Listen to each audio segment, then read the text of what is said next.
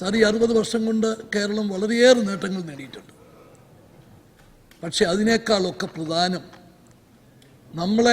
നമ്മളായിട്ട് കാണുന്ന, മറ്റുള്ളവരിൽ നിന്ന് വ്യത്യസ്തമായി കാണുന്ന 3 ഘടകങ്ങളുണ്ട്.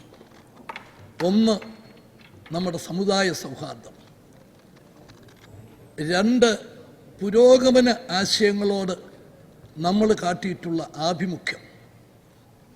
3, സാമൂഹ്യ ക്ഷേമ പ്രവർത്തനങ്ങളിൽ രാജ്യത്തിന് മാതൃകയായി നമ്മൾ നടത്തിയിട്ടുള്ള നടപടികൾ.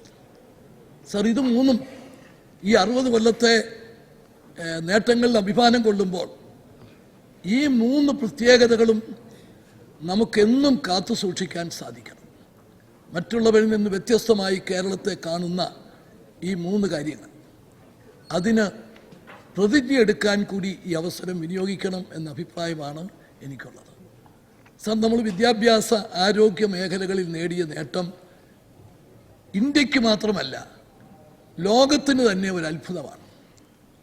നമ്മൾ പല കാര്യങ്ങളിലും പൊതുവിദ്യാഭ്യാസ രംഗത്തും ആരോഗ്യ മേഖലയിലും ഇൻ്റർനാഷണൽ സ്റ്റാൻഡേർഡിൽ നമുക്ക് എത്താൻ സാധിച്ചിട്ടുണ്ട്.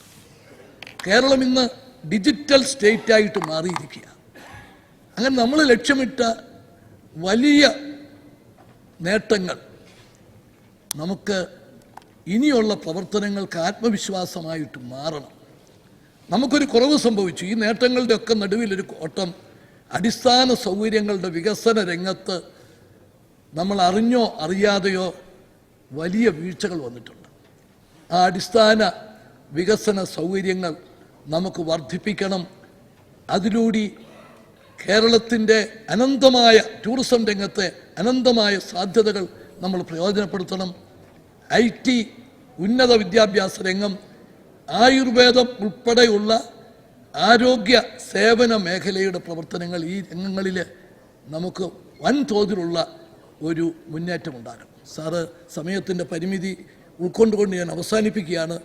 സാർ, നമ്മൾ ഇവിടെ ഇരുന്ന് നമ്മുടെ ഈ നേട്ടങ്ങളെക്കുറിച്ച് പറയുമ്പോൾ കേരളത്തിന് പുറത്തുള്ള, ഇന്ത്യയിലും ഇന്ത്യക്ക് പുറത്തുമുള്ള മലയാളികളുടെ ഈ 60 കൊല്ലത്തെ പങ്കാളിത്തം നമുക്കൊരിക്കലും വിസ്മരിക്കാനാവില്ല. അവരുടെ സാമ്പത്തിക സ്രോതസ്സിൽ കൂടിയുള്ള അവരുടെ പങ്കാളിത്തം മാത്രമല്ല ഞാൻ ഉദ്ദേശിക്കുന്നത്.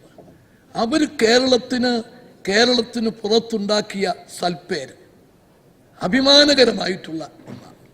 അതുപോലെ തന്നെ ലോകത്തെമ്പാടും നടക്കുന്ന മാറ്റങ്ങൾ കേരളത്തിലും ഉൾക്കൊള്ളുന്നതിന് അനുകൂലമായ സാഹചര്യം സൃഷ്ടിക്കുന്നതിലും അവർ വഹിച്ച പങ്ക് വളരെ വലുതാണ്. സാറ്, നമ്മുടേതായ തനത് നേട്ടങ്ങൾ ഉയർത്തിപ്പിടിച്ചുകൊണ്ട് മുമ്പോട്ട് പോകാൻ, നമുക്ക് ഒറ്റക്കെട്ടായി പ്രവർത്തിക്കാൻ ഇനിയുള്ള അവസരം ഈ 60ാം വാർഷികത്തിൽ നിന്ന് കൂടുതൽ ആത്മവിശ്വാസത്തോടു കൂടി മുമ്പോട്ട് പോകാൻ സാധിക്കട്ടെ എന്ന് ആശംസിക്കുന്നു.